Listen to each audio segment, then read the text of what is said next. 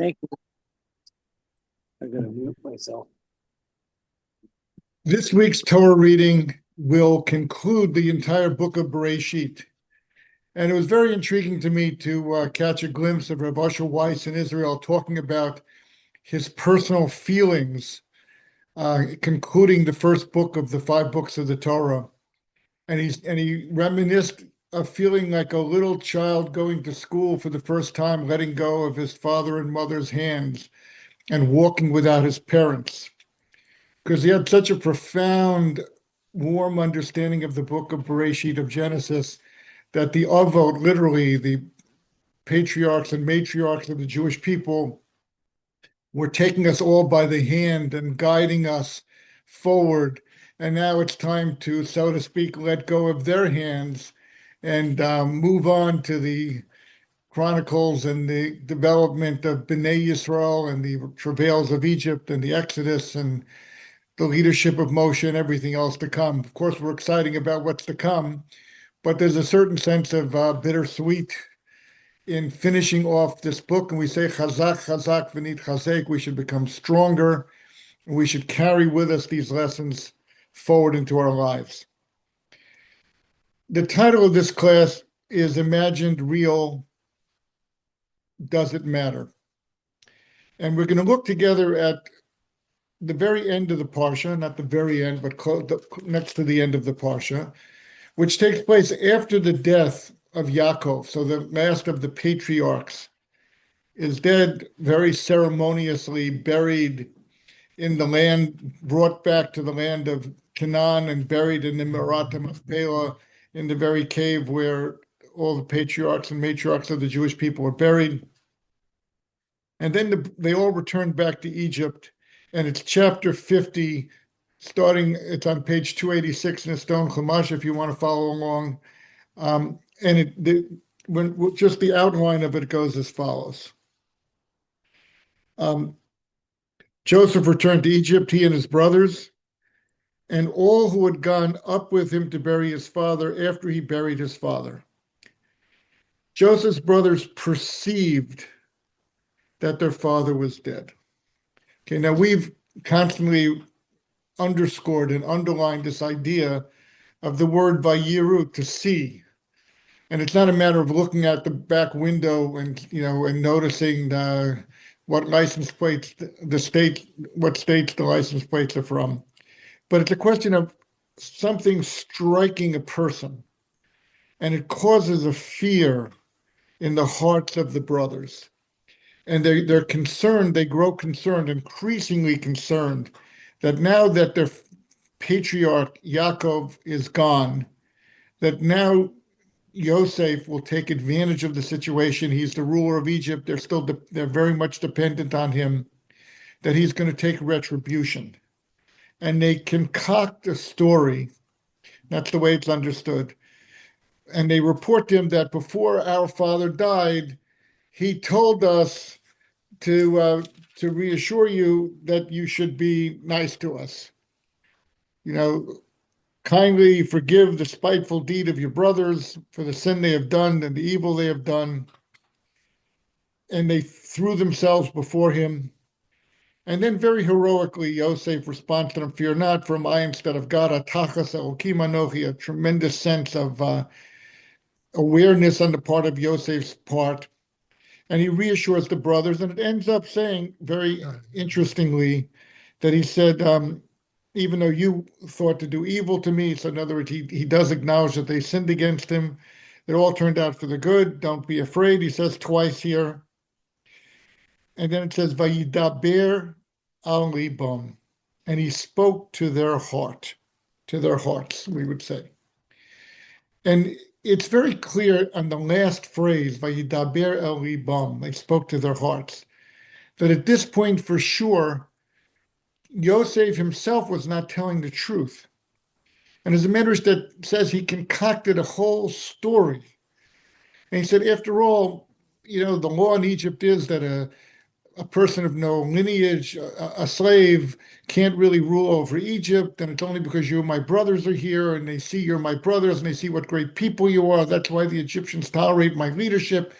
And he goes on and said, the furthest thing from my mind would be to harm you would be against my own best interest. It would cause me to lose my standing in Egypt. We would all be lost, and on and on and on, the Medrash says. And again, so what we have here is a situation seemingly that the brothers, and some people might read it as saying the brothers were paranoid or they were guilt-ridden. And I don't want to read it either way. And they concocted a story. And then Yosef, in going out of his way to respond to them, he makes up his own scenario, ideas he never thought of in his whole life. Yosef never really felt as though his whole stature in Egypt depended on him being nice to the brothers, and he's been nice to them because he understands that if he's not nice to them, if he were to purge them or take action against them, that he himself would lose his position in Egypt. What's going on here? And that's this idea, imagined or real. And it's especially sensitive to me, to my ears, coming at the end of the book of Bereshit, because we know the whole stamp of God and of Torah is truth, emes. Titain emes liYaakov, we even say that truth was given most profoundly to Jacob. And so is the Torah here dealing with a group of people who need psychological help? Is that what's going on here?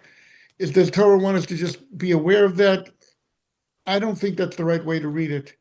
And I want to base this approach that I want to take, and I want to try to answer these questions and read this Torah portion differently based on Pirkei Avot. And it's not the easiest comment in Pirkei Avot to read. And it's in chapter 2, set in Mishnah 5, where Hillel says, first he says, don't separate yourself from the community. But then he says very famously, Al tamin ba'atzmacha ad yom moscha. Don't believe in yourself until the day you die.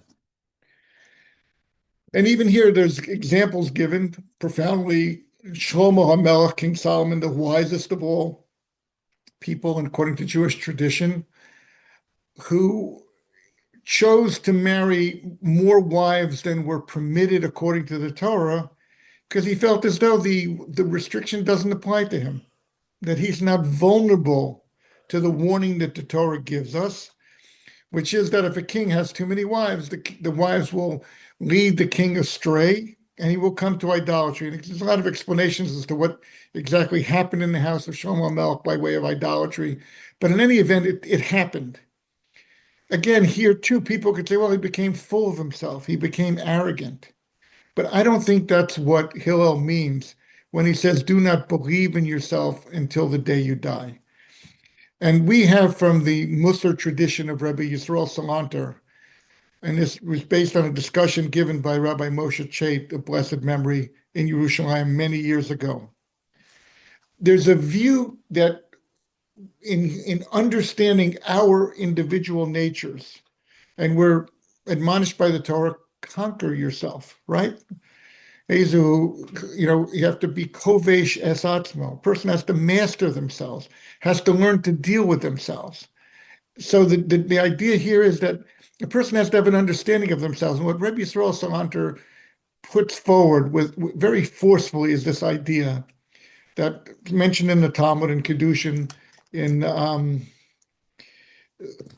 Amud Beis, page 30, that without God's help, no person could overcome their own evil inclination, which raises a lot of questions, because after all, if the stature of human beings is based on a person's ability to exercise their free choice and therefore master themselves and overcome temptation and overcome their physical inclinations, which pull them down and encourage them to violate the Torah. And we say at the third paragraph of the Shema, don't go after your heart and your eyes and don't be led astray, all these ideas. So how does it work then if we really need God's help and guidance in order to be able to do that? And an approach that Rebbe Yisrael Salanter says is because psychologically and emotionally, we are extremely deep, complicated spiritual beings. And it's like the analogy we use, we see ourselves only as the very tip of the iceberg. And what really characterizes the depths within ourselves, both for good, in terms of our potential to really achieve greatness, which sometimes emerges out of the blue, and in our opportunities and proclivities to do what's wrong, that also can emerge out of the blue. And indeed, we know the human condition, the modern human condition, is that people are often baffled by themselves. I've decided what's best for me, and I somehow can't get myself to do it. Or I feel as though, I just can't master myself or control myself. And of course, in modern times, we get philosophies and scientifically backed approaches that say that we're not capable of controlling ourselves. We don't have individual choice. A lot of discussion of that in Jewish thinking as well. But bottom line is this: we live finding our way forward in the world with a nature that has immense potential for good buried within us, which sometimes comes out and surprises us in a very positive way. And we have deep lurking proclivities to violate the Torah, to act as if there is no God, to express ourselves in very base, selfish, demeaning ways. And sometimes they rise up and surprise us. And that's the sense that which Hillel's comment can be best understood. Al tamin bi'atzmecha ad yomoslo, because Maimonides has a comment on this Mishnah and says, even in areas that you are strong, let's say a person has gotten to know themselves and says, I'm truly not an angry person. And it's a strength of mine. And when other people lose their heads, I can maintain my composure and I can think clearly. That's great. But you can't bank on that to the nth degree, because there may be situations in which you too will lose your cool. And that's what Hillel is warning us. So what Hillel is warning is saying that, yes, we have the controls in our hand. We're steering the ship, but we don't, sort of like the people at the wheel of the Titanic who thought that they were in an invulnerable piece of equipment that could cross the ocean no matter what. And they were completely blown away out of surprise and not ready, in any sense of the word, to cope with a situation that all other ships prepared for and trained for.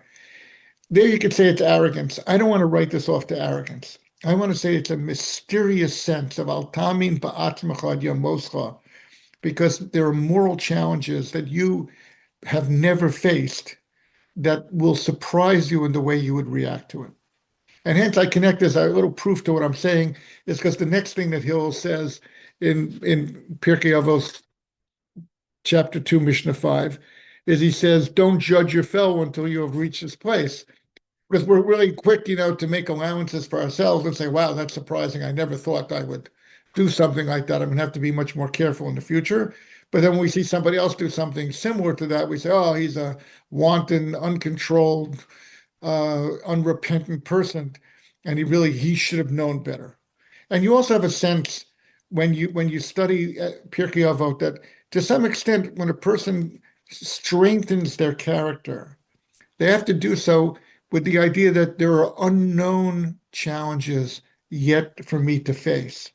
I don't know what they will be, so that I can never rest on my laurels. And this, I think, dovetails into the idea that it says in Kedushin that a person could never really master themselves without God's help.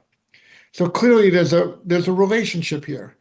If I'm taking seriously my responsibility that I'm at the controls of my ship, and I need to steer it the best way possible in consideration for others, in consideration for God's expectations for us, in being a steward within God's world, as we've talked about many times in the book of Bereshit.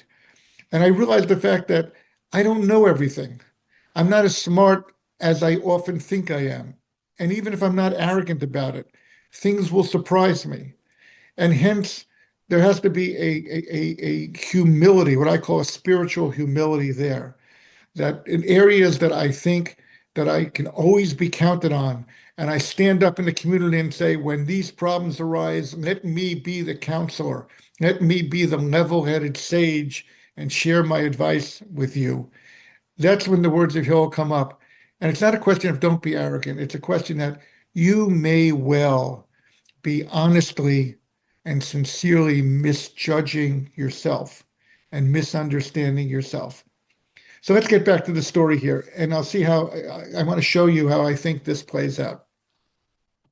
So the brothers see that Yaakov has died.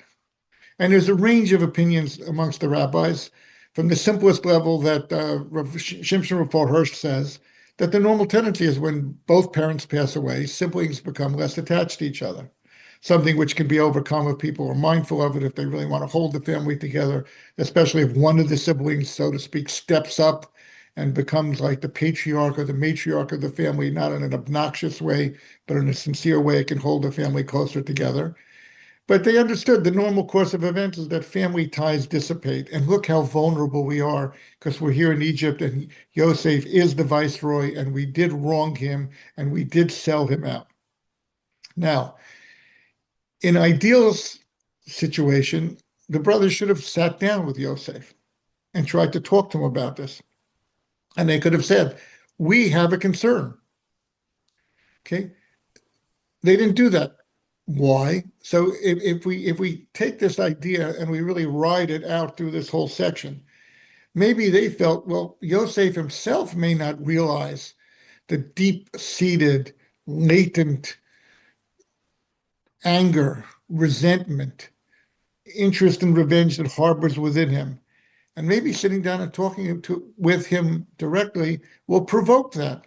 Maybe it'll make the situation worse. Maybe it'll become a self-fulfilling prophecy.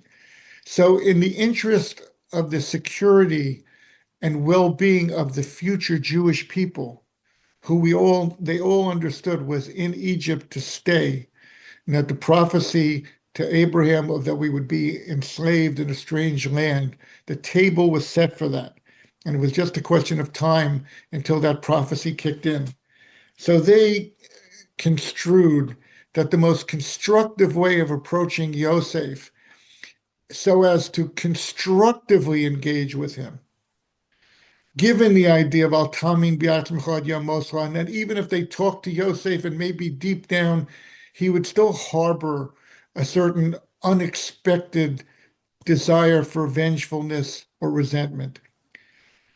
And seeing that their father had died, so they create a fabrication.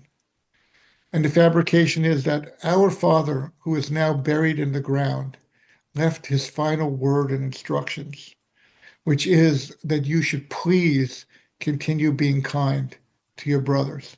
That the unity which was so hard won over such a difficult period of we selling you out and you being enslaved and you rescuing the Jewish people and our father coming down to Egypt to live with us and us spending these 17 years, last 17 years of his life in harmony and togetherness here and preparing ourselves in a certain way for the dark period of Jewish history that's about to come.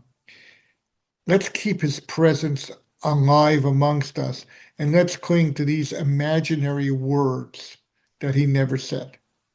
Now, when you look at it that way, it becomes not a case of delusion or psychological disturbance.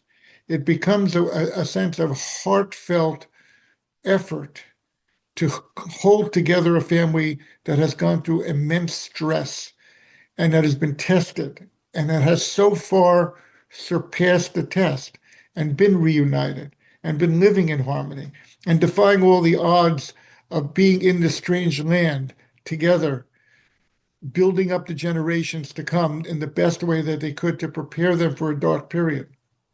And in that light, Hillel's words again speak to me, informing the narrative. The brothers felt, who knows what evil lurks in the hearts of men, to quote the old radio show that probably nobody here is old enough to remember.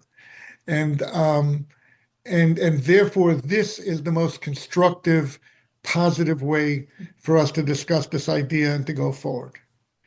And then Yosef, in response, he doesn't abandon his truthfulness or honesty. He says, I need to speak to the hearts of the people. I don't know how broken my brothers may feel out of guilt and out of a sense of having sinned, which they do mention in this section of the Torah. You have to read these 5, 6 sentences very carefully to see that. I don't want to crush them further and therefore have them despairing or perhaps push them out of the circle of the Jewish people. And I need to convince them along their own lines of thinking. And then the logical thing for me to say is, I'll make up my own story. And it's a story that is not so far-fetched, and maybe in a sense, what I'd like to add is maybe Yosef is speaking to himself when he says, it's a good thing that I'm here with my brothers. It's a good thing that the Egyptian nation and the Pharaoh, who I am subservient to, sees that we're a group of incredible, talented, unified descendants of Abraham, Isaac, and Jacob. And we respect one another, and we hang together, and we have something in a unified way to offer the world. And therefore, it makes me less vulnerable as the ruler of Egypt, and it helps me not be purged out. He could be talking to the brothers to allay their fears, and at the same time talking to his own depths of unknown discomfort to try to strengthen himself as well. And I think when read in this way, this section of the Torah becomes not a study in psychological weirdness, but really a guidebook for each of us that we are going to deal with situations that, and certainly it magnified when it's 2 people or 10 people or 3 generations involved all at the same time, and that there's room within the Torah's understanding of humanity to ledaber el libam, for everyone to speak to their heart. And when you speak to your heart, it's not even out of a sense of certainty, but it's out of a sense of perhaps. And there's room for a person to say to themselves, look, I was wronged by this person. And even though I don't feel anger, and even though I'm kindly disposed to the person now, there's still room for me to double down and strengthen that resolve and to tell myself stories. Like, isn't it so much more pleasant that we get along with each other? Doesn't it make life so much better? Doesn't it give us all nachas that we can all, go to a family simcha together and look each other in the face and push aside the many slings and arrows of past interactions that perhaps could color all this and just truly fulfill the next part of Hillel's Mishnah, judge each other favorably, realize we each have our challenges. And it's not only that we each have our challenges, but to some extent, we each have our own challenges that we're not even aware are there. And we each have our own vulnerabilities that, if not for the grace of God, so to speak, we would be so vulnerable to them. We would be so corrupted by them. And therefore, we have so much to be thankful for. We have so much self-talk to use, whether it's sometimes made up on the spot, but the intentions are right. They're there to build good relationships and ultimately to complete my understanding of chapter 2, Mishnah 5, but Hillel, do not separate yourself from the community. It really enables and makes it possible for communities to exist. And I will tell you something, as we turn the calendar over from 2025 to 2026, the notion of community, the ability of people to be together, as one very esteemed rabbi said, it's a miracle nowadays that we can get 10 Jews together for a minyan, because this one says we pray too quickly, and this one says we pray too slowly. This one says we should use this sitter, and this one says we should use that sitter. This one says we should start at this time, and that one says we should start at that time. And he says we're reaching a point in history where the world, according to me, is such that it takes a lot of conscious effort to deal with the obvious challenges, and what I'm suggesting here, to deal with the unknown challenges that do lurk within the hearts of human beings. With this approach of spiritual humility, we can deal with our own sense of despair at times when we say, gee, why did I do that? Or why did I get angry when I was aware I was so aware that that was a risk factor here, all the other ways in which we berate ourselves at times, and to just understand that we are mysterious beings. And Rabbi Yisrael Salanter, in talking about Musar and trying to plumb the depths of human nature, was very, very aware of it. And then we can take these 6, 7 sentences at the end of the book, and we can truly get strength from it. Chazak, chazak, v'nid chazek. We can be more charitable to others. We can be more charitable to ourselves, and we can be more able to live within communities and to continue reading the Torah the way we do in a minyan, thriving as a community, helping one another, and doing all the good things that we're meant to do.